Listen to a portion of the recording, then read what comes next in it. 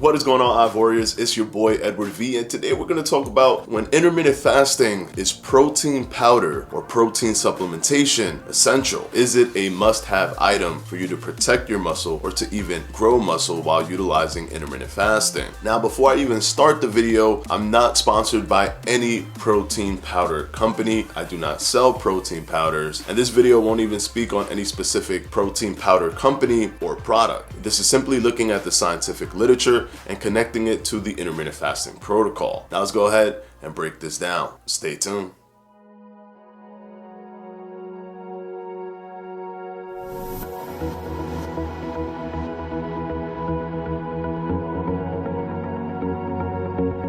One massively used tool when implementing intermittent fasting, or one tool that has been pushed a lot by the fitness industry in connection to intermittent fasting, is actually not even protein powders, it's branched-chain amino acids, BCAAs. I get a lot of questions regarding BCAAs specifically, but rarely do I get a lot of questions regarding protein powders. And that's because the mindset of intermittent fasting and the utilization of supplementation for intermittent fasting have been geared to things like pre-workout and BCAAs. But the truth is, BCAAs tends to be somewhat of a redundant supplementation. It only carries 3 of the essential amino acids. It does carry leucine, which is very important, but it only carries 3. If you were to eat food, for example, you would get way more. You'll get about 9 essential amino acids from food that has the branched chain amino acids already in them. You see, there are 9 essential amino acids that you need for your body, and the reason that they're essential is because your body cannot produce them. Your body can only produce 11 amino acids. Your body can manufacture and actually produce 11 amino acids. Your body needs total 20 amino acids to function properly. So the other 9 are essential amino acids because you have to get it from your dietary intervention. How you eat is how you get that. BCAAs is only 3 of those 9. When you eat food, just normal food,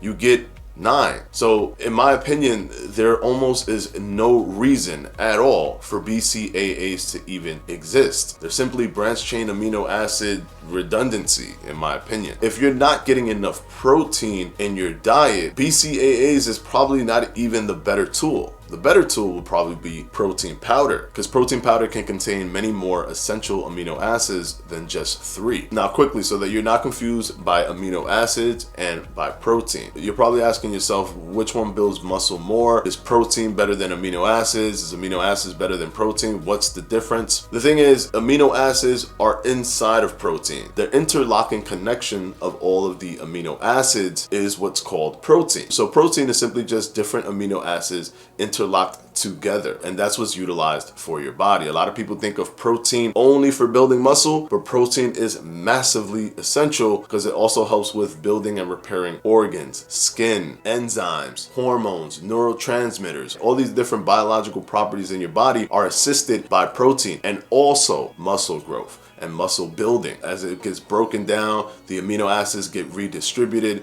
and then those things are utilized to build muscle. Now, are protein powders essential when doing intermittent fasting? All comes down to your diet. I'm gonna say this right now. You absolutely do not need protein powder if you are meeting all of your nutritional and macronutrient goals within your diet. Now, because you're doing intermittent fasting and you're condensing your eating window to a much smaller window than the person who isn't doing intermittent fasting, you may put yourself in a position where you can lack some of the protein that you need to protect muscle or build muscle. And that's when protein powder makes sense, because it can provide a level of convenience. If you construct a meal and you're just not getting enough grams of protein, supplementing with protein powder can be very convenient, but it isn't a boost in any way, shape, or form. Protein powder gets pushed so heavily in the fitness industry. They make it seem like eating food is one thing, but then protein powder adds more of a boost to building muscle, retaining muscle than food does. It's like you need food and the protein powder, but that's not true. The protein powder in and of itself is a meal. It's a curated, focused protein meal. That's all it is. If you can get the amount of grams that you need from your food, then you don't need to take protein. But if you can't get that amount of grams that you need from your food, then protein can go ahead and add that extra amount to get you to your per day goal. Now, how much protein do you need? If you're building muscle, if you're trying to retain muscle, how much protein do you actually need? Well, a 2018 literature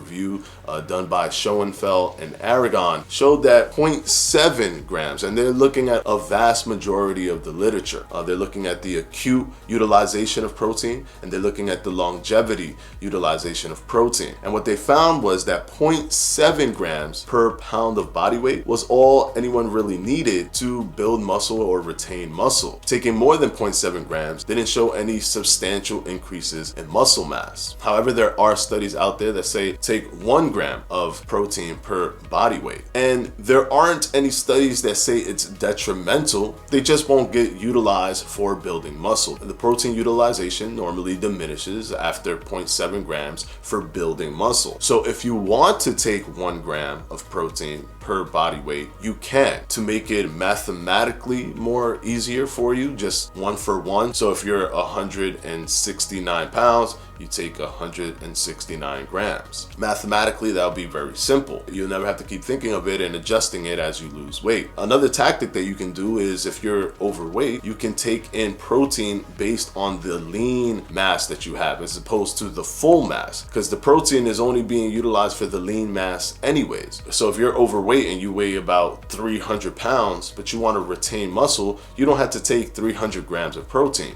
Just look at what your lean mass is and then take that amount in protein. Now, what about fasted training? What about when you go into a workout and you're completely fasted? Do you have to take protein to go into a workout, or do you have to take protein right after the workout? The fitness industry has pushed this anabolic window scenario where you must take protein immediately after your workout. That tends to be the narrative within the fitness industry. Immediately after your workout, protein must be consumed. So protein powder, being incredibly convenient, can be quickly consumed so that you don't have to go home, find meals high in protein, cook them, and then all of a sudden it's too late. You're outside of your anabolic window and everything that you did at the gym didn't matter. Well, this isn't the case. You can eat before going to the gym, or you can eat after going to the gym. Depending on how you went into the gym, if you went and fasted, or if you didn't go and fasted, will determine how quickly you would need to consume something after your workout. If you ate something before you went to the gym and you didn't go and fasted, then you don't have to really eat anything after the gym. If you were fasted and you went to sleep and woke up and went to the gym, then it becomes a little bit more essential, because there's a time ratio of about 4 to 6 hours in both directions. If you work out, you have a radius of about 4 to 6 hours. And this was also seen by Aragon and Schoenfeld in the 2013 literature review of scientific research regarding the anabolic window. So basically, if you go into a workout fasted, it is ideal for you to eat something after your workout. It'll help with utilizing the amino acids to build muscle. But you have about a 6-hour window in each direction, which means if you took protein 5 hours before you went to the gym, your body can utilize that protein to help assist in building the muscle and the muscle recovery from that workout. So it isn't essential for you to have to eat immediately after your workout if that's the scenario that you're in. However, if you've been fasted for the entire day and then you go to the gym, it is preferable for you to eat something after your workout to get that protein utilization for the training that you just did. So if you wanted to take protein, which would be the best protein for you to take? The two that always kind of float up to the top is whey protein and casein protein, and the one that usually edges it out is whey protein. And the reason usually that whey protein edges out casein protein is that casein actually forms a gel when it comes into contact with stomach acid. So once it hits your stomach acid, it turns into a gel and then digests very, very slowly. Whey protein doesn't do this. Whey protein actually digests very, very quickly. And if you were to take whey protein isolate is probably the best, as it is incredibly concentrated when it comes to protein. It's about 90 to 95% all protein, making it even more convenient for you because it's completely targeted to consuming just protein, as opposed to other whey proteins that carry more of the other macronutrients. Now, also keep in mind, both casein and whey protein contain lactose. It's derived from milk. You wouldn't be able to take this if you're a vegan, but there are other plant-based proteins that can be taken. You just will have to take more of it to get the effects that whey protein can give you. And the reason that plant-based protein isn't as optimal as whey protein is because of the fibers. The digesting of the plant-based proteins is slower, and it might not provide the amino acids to your muscles quick enough as whey protein would. But you can also get plant protein that's fortified or blended with enzymes that helps increase the speed of the digestion to then quickly go ahead and break down that amino acid. So if you're going to do a plant-based protein, try to get some that are blended with enzymes that increase speed in digestion. Do I take protein, for example? I do not. I do not take any protein powders at all, but I've situated all of my macronutrients. Even with 20 hours of eating or eating one meal, I can actually get the amount of protein that I need per meal. But I've been doing intermittent fasting for a long time, and I'm very used to eating large amounts of food in a small amount of time. If you're one of those people that tends to overeat when you're doing intermittent fasting, you probably don't need to take protein powder if you're getting the protein that you need. 0.7 to about 1 gram of protein per body weight. But if you're someone who consistently undereats and can never really get their calories, you probably fall into the bracket of someone who can benefit from having protein powder in your supplementation, because you're probably not getting enough gram per body weight to assist in muscle retention and muscle building. So the answer to the question is basically up to your physical limitations of how you eat when doing intermittent fasting. Some people actually can eat a lot during their eating window, even if it's small. Some people can't do that, and for them, I think protein powder is a convenient way to supplement that into your diet. It's just a supplementation to what you're currently doing, if in the event that you need to supplement. So I hope this video was very informative for you guys. All the links to the study in reference to this video will be down in the description below. And of course, I want to thank my patrons for my Patreon, and I'm going to go ahead and put their names right up here.